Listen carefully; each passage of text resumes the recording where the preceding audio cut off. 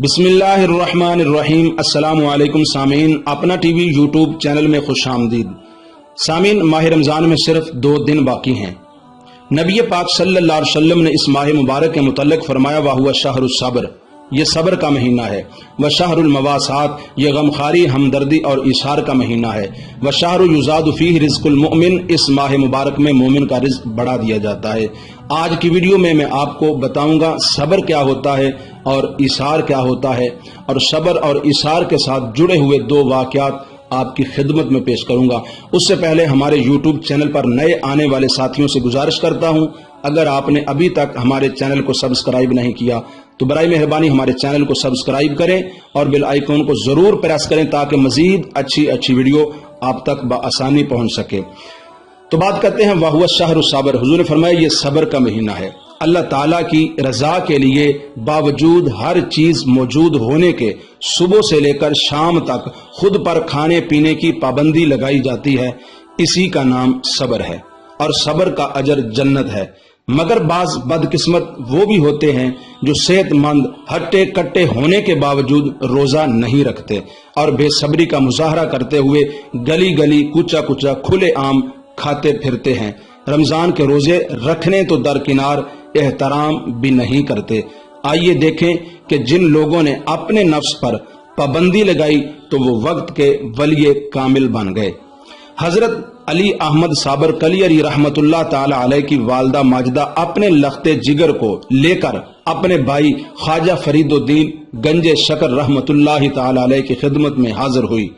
عرض کرنے لگی، بھائی جان، یہ میرا لخت جگر علی احمد آپ کے سپرد ہے، میں اسے تعلیم و تربیت کے لیے آپ کے پاس لائی ہوں۔ بابا صاحب نے فرمایا ٹھیک ہے، مگر چلتے وقت بہن نے بھائی سے کہا کہ میرا نور نظر شرم و حیا کا پتلا ہے، منہ سے کبھی کچھ نہیں مانگتا، میرے بچے کو بھوک پیاس کی تکلیف نہ ہو۔ حضرت بابا صاحب نے مخدوم صاحب کو بلا کر ان کے سامنے حکم دیا کہ کل سے لنگر کی تقسیم تمہارے سپرد ہے، صبح سے لنگر تم ہی تقسیم کیا کرو گے۔ یہ سن کر آپ کی والدہ ماجدہ خوش ہوئیں اور واپس چلی گئیں۔ اس کے بعد تقریباً 12 سال کے بعد دوبارہ آئیں تو کیا دیکھتی ہیں کہ لخت جگر کا جسم انتہائی نحیف لاغر ہو چکا ہے، رنگ پیلا پڑ گیا۔ پوچھا، بیٹا کیا تیرے ماموں نے تجھے کھانے کے لیے نہیں دیا؟ آپ خاموش رہے۔ بابا صاحب نے بہن کی طرف دیکھا کہ وہ حسرت زدہ نگاہوں سے بھائی کا چہرہ دیکھ رہی ہے تو خواجہ صاحب نے فرمایا، بہن، میں نے تو تمہارے سامنے ہی لنگر کھانے کا انتظام اس کے سپرد کر دیا تھا، اب اس سے پوچھو کہ اس نے کھانا کیوں نہیں کھایا۔ جب ماں نے دریافت کیا تو آپ نے جواب دیا کہ ہاں بے شک آپ نے لنگر تقسیم کرنے کو کہا تھا، کھانے کے لیے نہیں کہا تھا۔ اسی دن سے آپ کا لقب صابر ہو گیا۔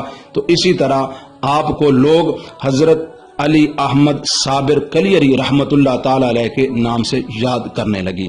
حضرات، یہ تھا ان لوگوں کا تقوی کہ جب تک کھانے کے لیے نہ کہا گیا 12 سال بھی گزر گئے مگر کوئی ہائے وائے نہیں کی۔ لیکن ہمارا جو حال ہے کہ اول تو روزہ رکھتے نہیں، اگر رکھ لے تو لوگوں کو بتاتے پھرتے ہیں یار روزہ بہت لگا ہے۔ کوئی پوچھنے والا ہو تو پوچھے کہ روزہ تو نے اللہ تعالیٰ کے لیے رکھا ہے، اور بتاتا لوگوں کو پھرتا ہے۔ تو سامعین، میں عرض یہ کر رہا تھا کہ یہ صبر کا مہینہ ہے، اور پھر حضور نے فرمایا وَشَهْرُ الْمَوَاسَاتِ، یہ غمخواری، ہمدردی اور ایثار کا مہینہ ہے، یعنی اگر کوئی غریب ہو تو اس کا خیال رکھو، اسے کھانا کھلا دو، اس کی مدد کرو۔ سامعین، صحابہ کرام رضوان اللہ تعالی علیہ مجمعین کا جو آپس میں طریقہ تھا، وہ اپنے دوست بھائی کا خیال رکھتے اور ایک دوسرے کی مدد کرتے۔ حضرت حذیفہ رضی اللہ تعالی عنہ فرماتے ہیں کہ جنگ یرموک میں جہاں بہت سے افراد شہید ہو گئے، وہاں میرا چچا زاد بھائی بھی شہید ہوا۔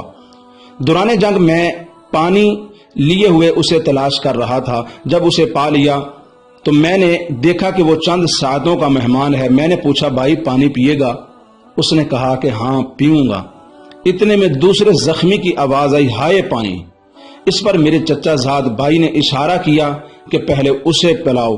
چنانچہ میں اس کے پاس پانی لے گیا اور اسے پانی پینے کے لیے کہا۔ اتنے میں پاس والے نے آہ کی، انہوں نے کہا پہلے اس کو پانی دو۔ جب میں اس کے قریب گیا تو وہ مر چکا تھا۔ پھر اس دوسرے کے پاس آیا تو ان کو بھی مردہ پایا، اور جب اپنے چچا زاد بھائی کے قریب آیا تو دیکھا کہ وہ بھی فوت ہو چکا ہے۔